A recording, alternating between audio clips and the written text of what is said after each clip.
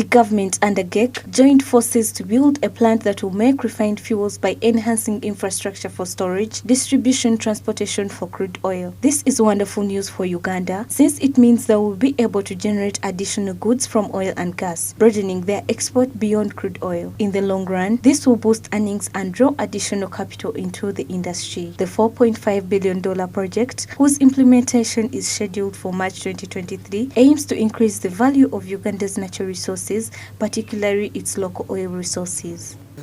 It's a clean project. Its potential is big once you have invested in it.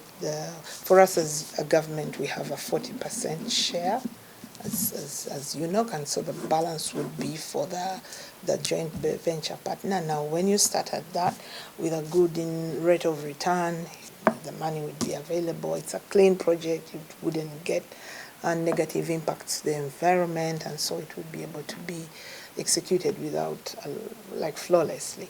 The company and the government will collaborate closely to upgrade and expand the oil refinery. A refinery will assist the country avoid financial loss by selling crude oil and then buying it back as a completed product. As a result, both the value-added oil products and the crude oil will generate revenue for the government. An oil refinery so that we don't have to export our oil and then import oil back. But it is a challenging sector.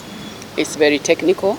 It requires the experts. It requires the human resource that will work in them.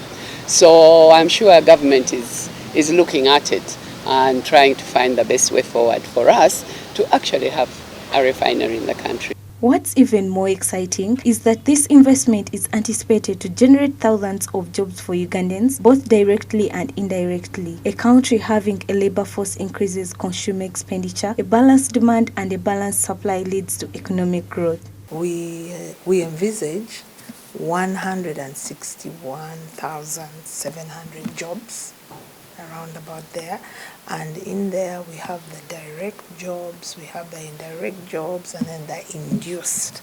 Direct jobs, we are looking at 14,000 direct jobs, 42,700. Overall, these agreements demonstrate the Ugandan government's unwavering dedication to advancing the oil industry. Additionally, this puts Uganda on course to join other African giants like Nigeria as a significant player in the global oil and gas market.